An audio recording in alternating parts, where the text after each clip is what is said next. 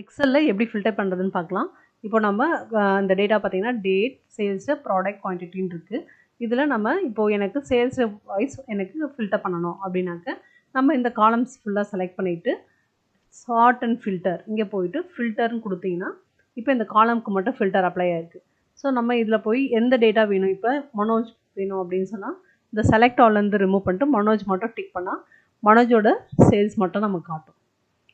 இதே மாதிரி நம்ம எல்லா காலம்லேயும் அப்ளை பண்ணிக்கலாம். இப்போது நான் இந்த டேட் காலமுக்கு இப்போ இது மறுபடியும் கிளியர் பண்ணிடுறேன், செலக்ட் ஆல் கொடுத்துட்றேன்.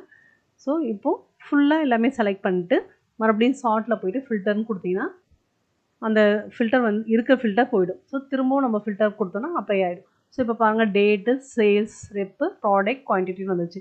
இப்போ நான் ப்ராடக்ட்டில் எனக்கு லேப்டாப் மட்டும் பார்க்கணும் அப்படின்னு சொன்னால் செலக்ட் ஆலில் போயிட்டு ரிமூவ் பண்ணிவிட்டு லேப்டாப் அப்படின்னு கொடுங்க. ஸோ லேப்டாப் மட்டும் என்ன சேல் ஆகிருக்குன்னு தெரியும். ஸோ இது மாதிரி ஒவ்வொரு காலமுக்கும் நம்ம ஃபில்டர் பண்ணிக்கலாம்.